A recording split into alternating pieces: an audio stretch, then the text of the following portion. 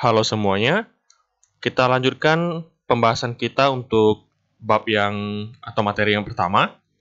Oke, kemarin kita sudah bahas 3 cara perhitungan. Nah, di video kali ini kita akan bahas perhitungan yang keempat dan kelima. Oke, yang keempat adalah nilai majemuk dari annuity atau anuitas. Nah, anuitas itu sendiri adalah sistem pembayaran ataupun penerimaan yang dilakukan secara bertahap atau per periode. Jadi kalau annuity itu biasanya tiap tahun itu selalu terjadi apakah pembayaran ataupun penerimaan, tergantung dari apa yang kita hitung, seperti itu. Nah, jadi di sini di poin yang keempat kita akan bahas nilai majemuk dari annuity. Oke, ini tadi saya ulangi aja yang ada di screen.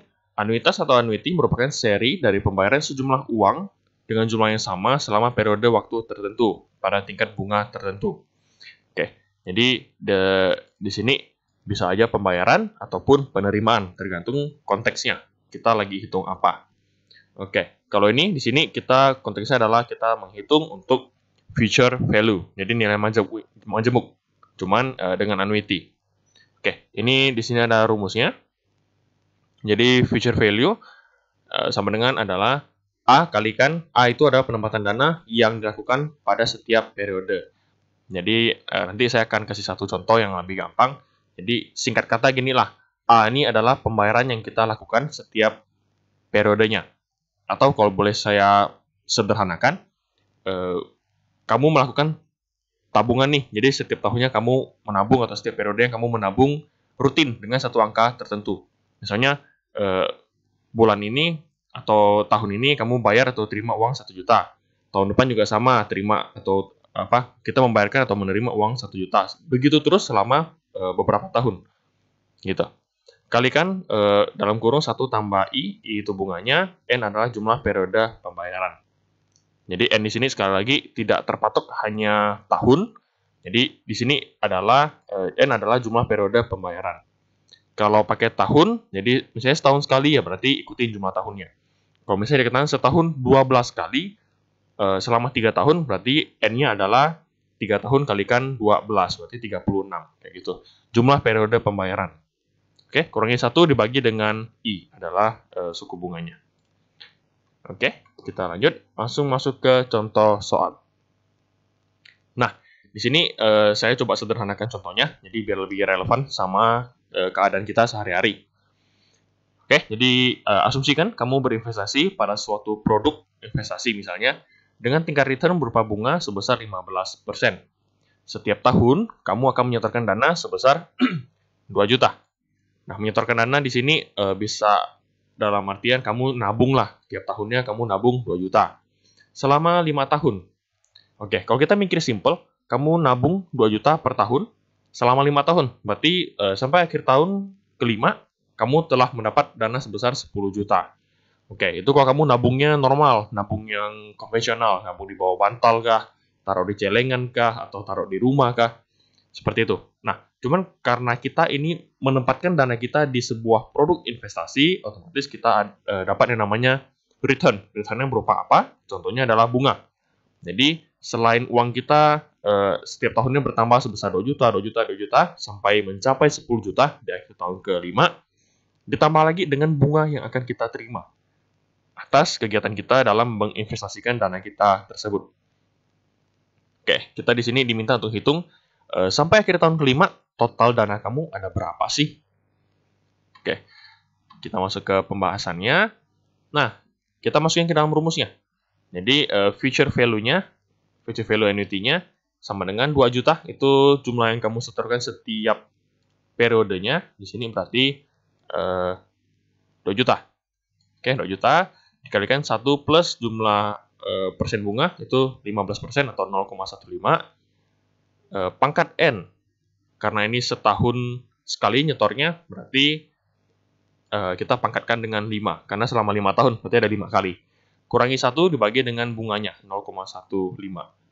Oke, jadi kalian coba hitung, dapatlah 13.484.000. Kalau selisih dikit nggak masalah, itu memang masalah pembulatan aja.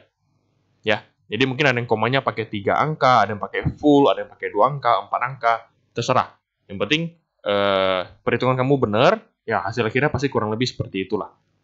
Oke, jadi misalnya dalam nanti ujian maupun tes, jika memang saya tidak tentukan komanya, berarti terserah.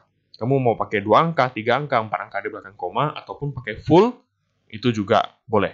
Nanti bakal saya lihat kembali, kalau memang cuma selisih karena koma, karena pembulatan, ya tidak masalah. Saya benarkan semuanya. Oke, lanjut. Berarti sampai akhir tahun ke-5, uang yang kita terima itu adalah 13.484.000. Bayangin, kalau kita cuma taruh di bawah bantal sampai akhir tahun ke-5, uang kita berarti 2 juta kalikan 5 tahun. Cuma dapat 10 juta. Kalau kita investasikan sampai akhir tahun ke-5, kita dapatnya 13.484.000 rupiah. Oke, jadi sungguh luar biasa. Kita nggak perlu ngapa-ngapain, cuma cukup setor, ya kita bisa dapat uang lebih. Namanya passive income. Oke. Nah, di sini saya bikin conclusion-nya. Jadi nilai investasi kamu pada akhir tahun ke-5 yaitu sebesar 13.484.000. Total dana yang kamu setorkan setiap tahunnya sampai dengan tahun ke-5 adalah 10 juta. Berarti sisanya itu adalah bunganya kamu. 3.484.000 rupiah. Oke, enak kan kalau kita berinvestasi seperti itu? Oke, jadi tadi kalau annuity disangkut pautkan dengan nilai majemuk atau nilai di masa depannya. Nah, sekarang kita bahas untuk nilai sekarang dari annuity. Oke, perhitungan nilai sekarang present value dari suatu annuity adalah kebalikannya dari perhitungan jumlah nilai majemuk dari suatu annuity. Jadi di sini A dibagi dengan I, itu bunganya, dikalikan dengan 1 kurangi 1 per 1 tambah I pangkat N. Oke, kita lanjut. Nah,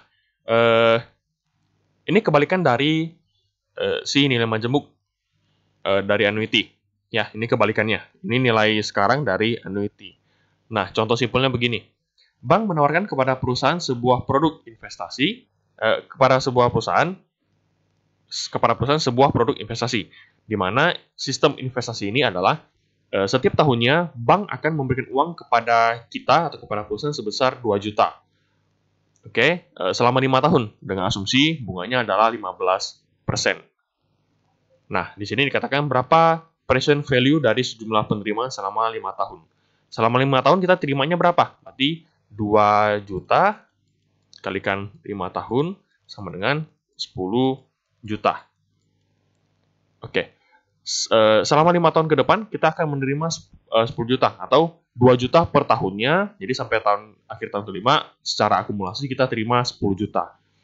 Nah, untuk menerima uang ini ada satu syarat, yaitu perusahaan harus menabung di bank tersebut atau menyetorkan sejumlah dana di bank tersebut. Oke. Di bagian pertanyaan sini saya ada sederhanakan. Jadi berapa present value dari sejumlah penerimaan selama 5 tahun alias 2 juta per tahun ini. Atau jika disederhanakan, berapa jumlah setoran awal yang harus diberikan atau jumlah investasi awal lah yang harus kita berikan oleh perusahaan untuk mendapatkan dana 2 juta setiap tahunnya selama 5 tahun. Oke, kita coba hitung. Nah, di sini sudah ada rumusnya, saya masukkan. Jadi jumlah penerimaan kita per tahun itu 2 juta rupiah dibagikan dengan bunganya 0,15 kalikan 1 kurangi 1 per 1 plus bunganya 0,15 pangkat periode pembayarannya itu 5 tahun, berarti pangkat 5. Oke, berarti di sini 2 juta bagikan 0,15 sama dengan 13.333.333. Oke, kalikan 1 kurangi 1 per 2,011. Baik, di sini kita hitung 13 jutaan dikalikan 1 kurangi hasil pembagian dari 1 bagi 2,011, hasilnya adalah 0,497. Dikurangi dapatlah 0,503 dikalikan dengan 13 jutaannya, dapatlah 6.706.666 rupiah. Oke, jadi singkat ceritanya gini. Di awal investasi kamu, di awal tahunnya, kamu cukup menyetorkan 6,7 juta ini. Ya, 6,7 juta sekian ini pada awal tahun. Nah, nantinya selama 5 tahun ke depan, kamu akan dana ini akan dikembalikan secara bertahap. Tapi kembalikannya itu secara total bukan 6 juta, melainkan 2 juta per tahun. Jadi 2 juta, 2 juta, 2 juta, 2 juta, 2 juta. Nah, sampai akhir tahun kelima berarti kan totalnya yang kita terima adalah 10 juta. Berarti simpelnya gini, di awal tahun kamu hanya perlu setorkan 6 juta ini. Nah, nantinya bakal dikembalikan selama 5 tahun ke depan dengan cara per tahunnya kamu akan dibayar sebesar 2 juta. Kayak gitu. Oke, jadi gitu ya. Jadi kalau ini adalah kita mencari nilai present value-nya. Kalau 5 tahun ke depan, setiap tahunnya kamu mau dapat 2 juta. Berarti di tahun ini kamu harus nabung berapa di awal? Kayak gitu. Berarti 6,7 jutaan. Seperti itu. Oke, ini ada tambahan sedikit. Hubungan nilai waktu dari uang dan kebijaksanaan investasi. Jadi cukup penting untuk kita mengetahui konsep dari time value of money dengan hubungannya dengan kegiatan investasi. Jadi saya bacakan yang di sini. Kebijaksanaan investasi akan terkait masa yang akan datang. Tetapi dalam penilaian menguntungkan, tidaknya akan dilaksanakan pada saat sekarang. Oke? Jadi kalau kamu mau uang yang menganggur yang kamu miliki, kamu memiliki harapan bahwa uang ini kedepannya bisa berkembang. Nah, untuk uang ini berkembang di masa yang akan datang, tentu harus dilakukan sebuah keputusan investasi di saat sekarang. Kayak gitu. Ya, jadi kegiatan investasi itu harus kamu putuskan sekarang. Atau kalau nanti ya, semakin lama semakin lebih baik sekarang. Jadi nanti return-nya makin gede. Kalau kamu nanti baru investasinya ya tetap untung sih, cuman untungnya semakin kecil. Ya, karena kamu bayangin, kamu sekarang umurnya misalnya, angkatan kalian umur berapa ya? Misalnya lah ya, kita ambil satu umur, 20 tahun misalnya. Oke, kamu di umur 20 tahun, kamu coba berinvestasi deh. Kamu nabung misalnya sebulan 1 juta pada sebuah platform. Apakah kamu nabungnya saham, atau kalau takut di reksadana misalnya, atau beli obligasi, atau peer-to-peer lending, P2P lending. Ya, jadi coba kamu sisihkan uangmu setiap bulannya. Nah, 1 bulan kamu tabung 1 juta deh, atau kalau enggak 500 ribu. Nah, kamu nabung tiap bulannya konsisten selama 30 tahun. Oke, sampai kamu umur 50 tahun, berarti kan ada jarak dari 20 tahun sampai 50 tahun. Kamu akan menerima jumlah uang sekian misalnya. Oke, kamu bandingkan jika kamu mulai berinvestasi itu di umur 30 tahun. Jadi di umur 30 tahun kamu baru mulai nih nabung. Tiap bulannya 500 ribu, sama kayak yang tadi. Nah, sampai umur 50 tahun. Oke, pertanyaannya, mana sih nilai investasi atau nilai aset yang lebih besar? Apakah si anak yang pertama atau si anak yang kedua pada saat mereka berumur 50 tahun? Tentu adalah anak yang pertama. Ya, yang nabungnya dari umur 20. Kenapa? Karena otomatis secara hitungan tahun ya mereka udah beda jauh. Satunya nabungnya 30 tahun, satunya nabungnya cuma 20 tahun. Dari segi bunga berbunganya pun, ya yang 30 tahun itu lebih banyak bunganya. Karena dia nabungnya lebih awal, jumlah yang disetorkan juga lebih banyak. Seperti itu. Ya, jadi bagus untuk kalian agar kalian bisa melek investasi, agar uang kalian tidak cuma ditaruh gitu aja, nganggur, atau malah dipakai untuk yang lain-lain. Untuk top up game misalnya, untuk gacha, itu istilahnya gacha lah, nge-cash lah, atau apa. Ya, kalau memang kamu bisa menguntungkan, kenapa enggak?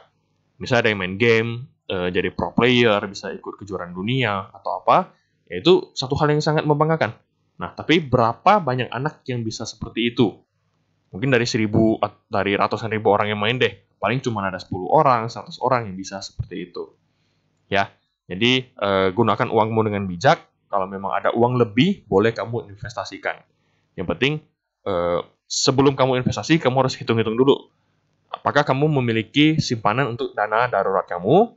Kalau memang ada, ya bagus. Berarti baru nanti sebagian uangmu disisihkan untuk investasi. Kalau memang tidak mampu investasi, ya belum nggak masalah sih. Ya, yang penting kamu tidak berkekurangan, kamu bisa mencukupi kebutuhan operasional kamu, kebutuhan sehari-hari. Kalau ada uang lebih, 100 ribu, 50 ribu, ya kamu sisihkan untuk diinvestasikan. Karena lebih baik kita mulai aja dulu dibandingkan tidak sama sekali. Oke, kita kembali ke screen. Itu yang tadi poin yang pertama. Oke, Poin kedua, dengan demikian terutama penerimaan bersih dari pelaksanaan investasi yang akan diterima pada waktu yang akan datang harus dinilai sekarang. Jadi kita harus hitung-hitung kira-kira kita return-nya berapa ya nanti selama beberapa tahun ke depan. Lebih bagus kita nabungnya pakai produk apa ya? Apakah deposito, apakah obligasi, atau peer-to-peer lending, atau yang lain sebagainya. Yang mana yang lebih menguntungkan dan yang mana lebih cocok untuk profil risikonya kita. Jadi kita tipe orang yang apakah high risk high return, atau kita orangnya tipe yang main safe, main aman. Ya udah, berarti cari yang risikonya menengah ataupun rendah. Oke. Kemudian, apakah penerimaannya sekali atau berangsur-angsur dengan menggunakan perhitungan-perhitungan di atas tadi? Ya, jadi semuanya itu untuk keperluan perhitungan investasi. Nah, kamu harus bijak, harus bisa menghitung gimana sih metode investasi yang tetap. Ya, metode investasi yang kamu inginkan, yang kamu lebih sreg, lebih ngerti lah. Nah, sebagai satu perbandingan, tadi ada yang nilai majemuk dengan nilai majemuk dari annuity. Kalau nilai majemuk itu kita nabungnya di awal, gede. Taruh 10 juta di awal. Ya udah, biarin dia berbunga selama 5 tahun.